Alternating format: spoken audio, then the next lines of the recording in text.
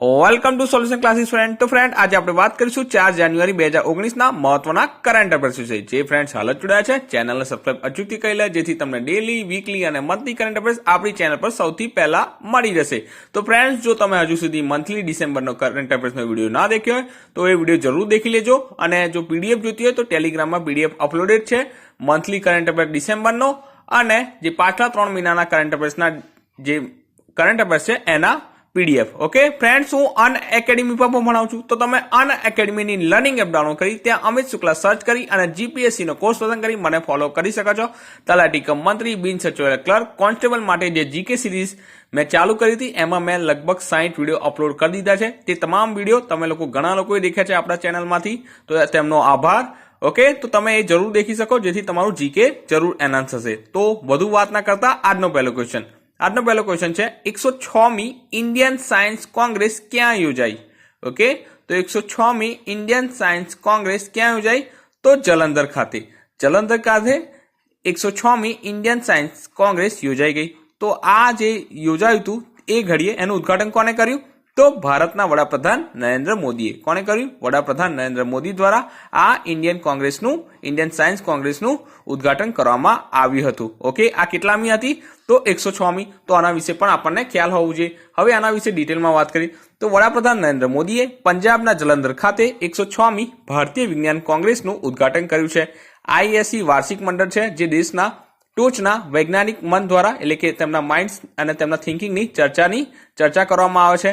આ વર્ષની થીમ યાદ રાખજો। શું છે થીમ?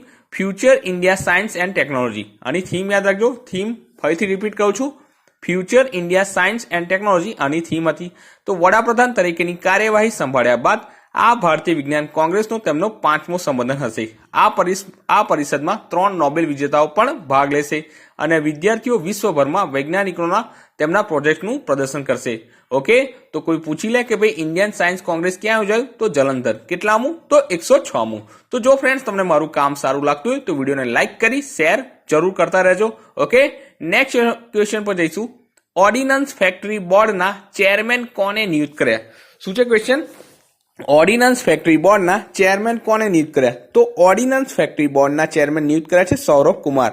કોને કર્યા છે? સૌરભ કુમારને ઓર્ડિનન્સ ફેક્ટરી બોર્ડના ચેરમેન તરીકે નિયુક્ત કરવામાં આવ્યા છે। તો સૌરભ કુમાર ઓર્ડિનન્સ ફેક્ટરી એટલે કે ડીજીએફ એટલે કે ડિરેક્ટર જનરલ અને ઓર્ડિનન્સ ફેક્ટરી બોર્ડના ચેરમેન તરીકે નિયુક્ત કરવામાં આવ્યા છે। તો જે કુમાર છે 1982 બેચના ભારતીય ઓર્ડિનન્સ ફેક્ટરી સર્વિસ ઓફિસર છે અને ઇન્ડિયન ઇન્સ્ટિટ્યૂટ ઓફ ટેકનોલોજી એટલે કે આઈઆઈટી કાનપુરમાંથી તેઓ મિકેનિકલ એન્જિનિયરમાં એમટેક છે અને ઓર્ડન્સના ઉત્પાદનમાં નિષ્ણાત છે। તો કુમાર 2002 થી 2009 સુધીના આયોજન અને સંકલનના નિદેશક તરીકે સંરક્ષણ મંત્રાલયના પ્રતિનિધિત્વ પર હતા। તો આપણને આમના વિશે ખ્યાલ હોવો જોઈએ જ્યારે ઓર્ડિનન્સ ફેક્ટરી બોર્ડ વિશે સાંભળીએ। તો કોણ થયા છે ઓર્ડિનન્સ ફેક્ટરી બોર્ડના ચેરમેન? તો સૌરભ કુમાર। ઓકે, ત્યારબાદ આગળ વધશું। તાજેતરમાં પશ્ચિમ બંગાળે ખેડૂતો માટે કેટલી પહેલની જાહેરાત કરી? એટલે કે તાજેતરમાં પશ્ચિમ બંગાળે જે ખેડૂત છે તેમના માટે કેટલી નવી શરૂઆત કરી એટલે કે ઇનિશિયેટિવ્સ લીધું? તો 2 નવી શરૂઆત કરી છે। હવે પશ્ચિમ બંગાળની વાત થઈ છે તો આ ઇનિશિયેટિવ્સ કોના દ્વારા જાહેર કરવામાં આવ્યું? તો પશ્ચિમ બંગાળના મુખ્યમંત્રી। કોણ છે પશ્ચિમ બંગાળના મુખ્યમંત્રી? તો નામ યાદ રાખજો, મમતા બેનર્જી। ઓકે, તો પશ્ચિમ બંગાળ સરકારે ખેડૂતો માટે 2 કલ્યાણકારી પહેલની જાહેરાત કરી। એક તો કૃષિ કૃષક બોન્ડ સ્કીમનો ભાગ છે। શું છે? કૃષિ કૃષક બોન્ડ સ્કીમનો આ ભાગ છે। તો બંને પહેલ 1 જાન્યુઆરી 2019 થી અમલમાં આવશે। તો પહેલી 2 પહેલથી મૃતક ખેડૂતના પરિવારને ₹2 લાખ મળશે। કેટલા? ₹2 લાખ જે મૃતક ખેડૂતના પરિવારને 2 લાખ મળશે। અને બીજી પહેલ શું કહે છે? બીજી પહેલ હેઠળ ખેડૂતોને 1 એકર જમીન પર એક જ પાકની વૃદ્ધિ માટે દર વર્ષે ₹2500 મળશે। કેટલા? દર વર્ષે ₹2500 મળશે એક જ પાકની વૃદ્ધિ માટે। તો આપણને આના વિશે ખ્યાલ હોવો જોઈએ। હવે પશ્ચિમ બંગાળની વાત થઈ છે તો પશ્ચિમ બંગાળ વિશે પણ થોડું જાણી લઈએ। તો પશ્ચિમ બંગાળના મુખ્યમંત્રી કોણ છે? મમતા બેનર્જી। પાટનગર ક્યાં છે? કોલકાતા। રાજ્યપાલ કોણ છે? કેસરીનાથ ત્રિપાઠી। ફ્રેન્ડ્સ યાદ રાખજો, પશ્ચિમ બંગાળના રાજ્યપાલ કોણ છે? કેસરીનાથ ત્રિપાઠી। તો આપણને આ યાદ હોવું જોઈએ। ત્યારબાદ આગળ વધશું। બેન્કિંગ લોકપાલની સાથે નાણાકીય વર્ષમાં કેટલા % વધી? તો બેંકીય લોકપાલની સાથે નાણાકીય વર્ષમાં જે ફરિયાદ છે કેટલા પર્સન્ટેજ વધી? તો 25% વધી છે ફરિયાદ. ઓકે, જે બેન્કિંગ લોકપાલ લાદવામાં આવ્યું હતું એની સાથે નાણાકીય વર્ષમાં જે ફરિયાદ છે એ 25% વધી. તો ફ્રેન્ડ્સ અહીં તમે દેખી શકો છો, અહીં આ એક પિક છે રાઇઝિંગ કેસીસ, તો જેમાં કમ્પ્લેન રિસીવ કેટલી થઈ? 57%, એટલે પહેલા કરતા વધારે. હવે કમ્પ્લેનનું જે સોલ્યુશન છે કેટલા ટકા થયું? તો 97%, અને આ યરમાં 92%. ઓકે, હવે મોસ્ટ જે કમ્પ્લેન છે કોના અગેન્સ્ટ આવી? તો જે પેન્શન રિલેટેડ જે કમ્પ્લેન હતી એ સૌથી વધારે આવી. અને મોસ્ટ કમ્પ્લેન અગેન્સ્ટ કોની સામે? તો પ્રાઇવેટ બેંક, જેમાં ક્રેડિટ કાર્ડમાં. ઓકે, ક્રેડિટ કાર્ડ અંગે મોસ્ટ કમ્પ્લેન પ્રાઇવેટ બેંકમાં આવી, અને જે ગવર્મેન્ટ બેંકમાં એટલે કે પીએસબી એટલે કે પબ્લિક સેક્ટર બેંકમાં શું? તો પેન્શન રિલેટેડ. તો આપણને આના વિશે ખ્યાલ હોવો જોઈએ. તમે પીકમાં દેખ્યું. હવે આના વિશે ચર્ચા કરીએ તો બેન્કિંગ ઓમ્બુડસમેન ઓફિસમાં એટલે કે બેન્કિંગ લોકપાલ અંતર્ગત રજીસ્ટર થયેલી ફરિયાદોની સંખ્યામાં નાણાકીય વર્ષ 2018માં 25%નો વધારો થયો. આમાંની મોટાભાગની ફરિયાદો અને જાગૃતતા અને બેંકોની આંતરિક નિવારણ પદ્ધતિઓના લીધે શહેરથી કેન્દ્રોમાં આવી એટલે કે શહેરી કેન્દ્રોમાં આવી. ઓકે, આરબીઆઈના ટ્રેન્ડ અને પદ્ધતિ અંગેની આરબીઆઈ રિપોર્ટમાં આરબીઆઈના અહેવાલમાં જણાવ્યું કે નવી દિલ્હી, મુંબઈ, ચેન્નઈ, કોલકાતા, બેંગલુરુ અને હૈદરાબાદ જેવી ટાયર 1 શહેરમાં બેન્કિંગ લોકપાલ ઓફિસોમાં બીઓ ઓફિસ દ્વારા મળતી કુલ ફરિયાદોમાંથી 57% કરતાં વધુ હોવાનું માનવામાં આવે છે. ઓકે, તો આપણને આના વિશે ખ્યાલ હોવો જોઈએ. ત્યારબાદ છે આ ઇમ્પોર્ટન્ટ છે, તાજેતરમાં એલઆઈસીના એક્ટિંગ ચેરમેન કોને નિયુક્ત કર્યા? શું છે ક્વેશ્ચન? તાજેતરમાં એલઆઈસીના એક્ટિંગ ચેરમેન કોને નિયુક્ત કર્યા? તો હેમંત ભાર્ગવા. શું નામ છે? હેમંત ભાર્ગવાને એલઆઈસીના એક્ટિંગ ચેરમેન તરીકે નિયુક્ત કર્યા. તો સરકારે કાર્યકારી અધ્યક્ષ તરીકે ભારતના જીવા વીમા કોર્પોરેશનના મેનેજિંગ ડિરેક્ટર હેમંત ભાર્ગવાની નિમણૂક કરી છે. તો વીકે શર્મા 31 ડિસેમ્બરના રોજ એલઆઈસીમાં ટોચની નોકરીમાંથી નિવૃત્તિ થયા બાદ, એટલે કે આના પહેલા જે વીકે શર્મા હતા તેઓ 31 ડિસેમ્બર સુધી એલઆઈસીના શું હતા? તો એક્ટિંગ મીન્સ કે ચેરમેન હતા. તો તેમના નિવૃત્ત થયા બાદ હેમંત ભાર્ગવાની એપોઇન્ટમેન્ટ કરવામાં આવી છે એક્ટિંગ ચેરમેન તરીકે. ઓકે, હવે આ પરંપરાગત રીતે જે વરિષ્ઠ અધિકારી હોય છે ત્યારબાદ તેમને એમડી ચેરમેન તરીકે નિયુક્ત કરવામાં આવે છે, અને હેમંત ભાર્ગવા જુલાઈ 2019માં નિવૃત્ત થશે. તો તે કારણે તેઓ એક્ટિંગ ચેરમેન બન્યા છે. હવે અહીં એલઆઈસીની વાત થઈ છે તો થોડું જીવન વીમા વિશે પણ જાણી લઈએ.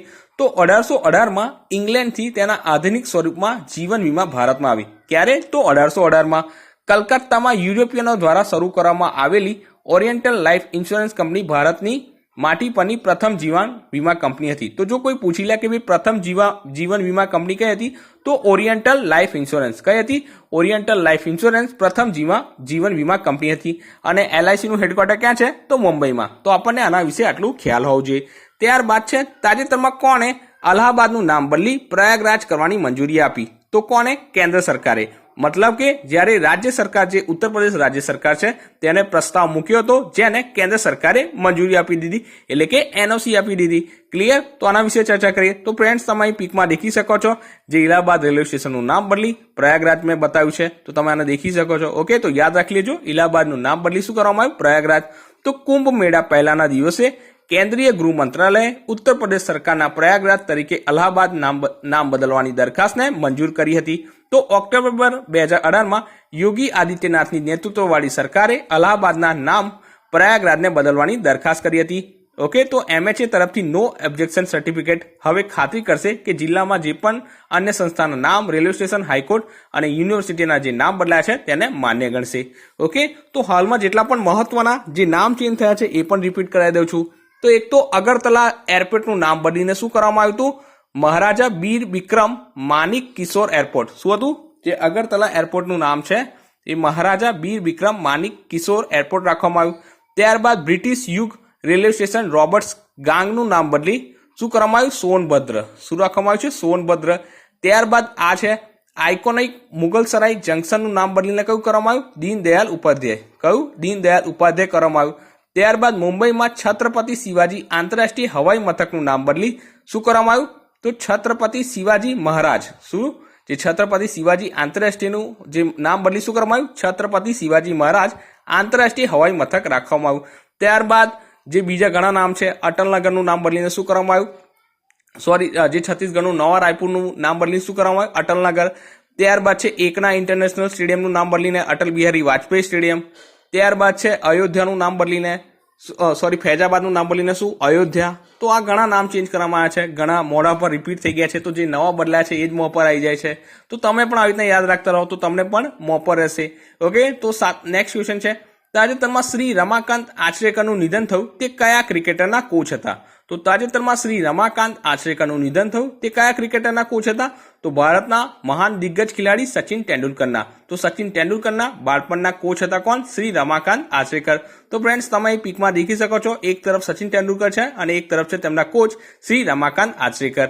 ઓકે, તો ભારતના રત્ન સચિન તેંડુલકર અને વિનોદ કાંબલીને પ્રશિક્ષણ આપનાર વરિષ્ઠ કોચ રમાકાંત આચરેકરનું હૃદય રોગના હુમલા બાદ મૃત્યુ પામ્યા હતા. તેઓ 87 વર્ષના હતા અને દાદરમાં તેમને છેલ્લો શ્વાસ લીધો. તેમને 2010માં પદ્મશ્રી સન્માન સાથે અને 1990માં દ્રોણાચાર્ય પુરસ્કાર મળ્યો હતો. તેમને તેંડુલકર, કાંબલી અને ડઝનથી વધુ ટોચના ક્રિકેટરોના કારકિર્દીને આકાર આપવા માટે મહત્વનો રોલ ભજવ્યો હતો. ઓકે, તો ફ્રેન્ડ્સ આજનું વિષય શું છે? તો પ્રથમ મહિલાઓ ભારતની વિવિધ ક્ષેત્રોમાં જે પ્રથમ મહિલા બની છે એમના વિશે ચર્ચા કરીએ. એક્ઝામમાં આ ક્વેશ્ચન જીકેમાં આવી જાય છે, તો મારું કામ શું છે? તમારું જીકે એનહાન્સ કરું. તો રોજ હવે કંઈક નવું વિષય લાવતા રહીશું, જેથી તમારું જીકે પણ ઇમ્પ્રુવ થતું રહે. તો પહેલું છે, બુકર પ્રાઇઝ મેળવનાર પ્રથમ ભારતીય મહિલા કોણ હતા? તો બુકર પ્રાઇઝ મેળવનાર પ્રથમ ભારતીય મહિલા હતા અરુંધતી રોય.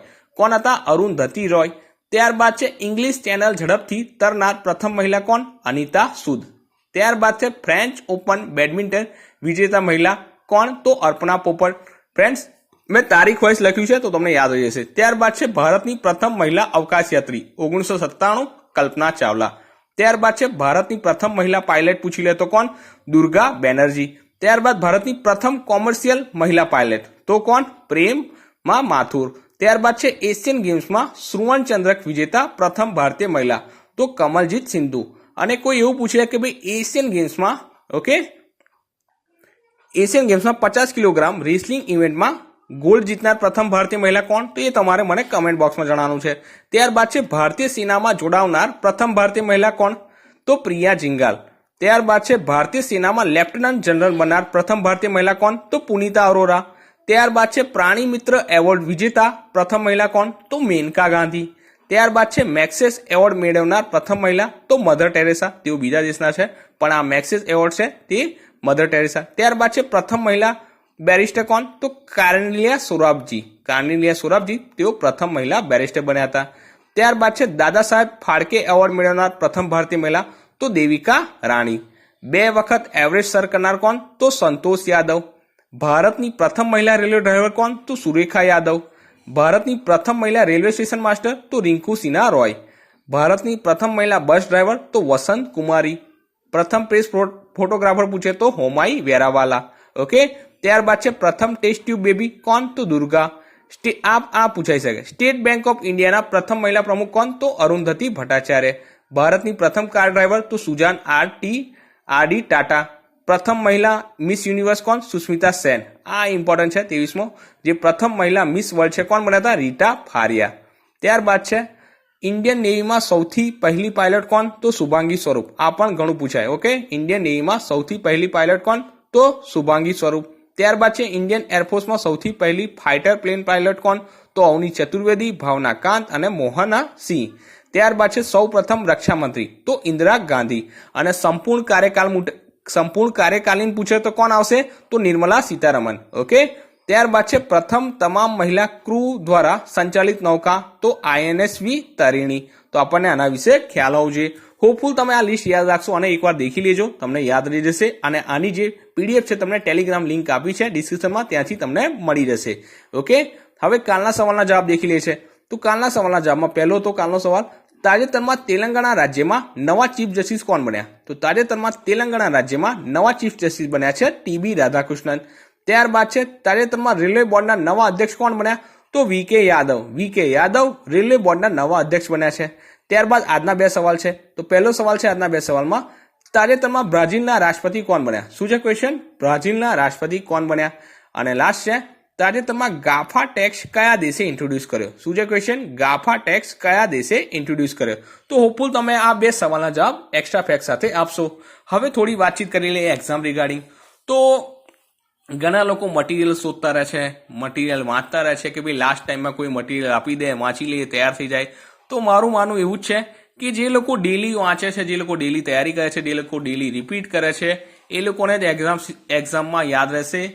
હું કોઈને ડિમોટિવેટ નહીં કરતો, પણ જે રીતના હું જાણું છું, જે રીતના હું એક્ઝામ પેટર્નને માનું છું, તમે જે લોકોએ મહેનત કરી હશે, કેટલા 9 લાખમાંથી 9,000 બનવું એક વાત અલગ છે, કારણ કે જે લોકોની મહેનત છે એ જ રંગ લાવશે. તો જે લોકો તૈયારી કરી રહ્યા છે એ લોકો માટે મારે બેસ્ટ ઓફ લક. ઓકે, તમે હોપફુલ, તમે ઘણું સારું પ્રદર્શન કરો એવી જ અભ્યર્થના. તો નેક્સ્ટ વિડીયો સાથે જલ્દીથી મળશું.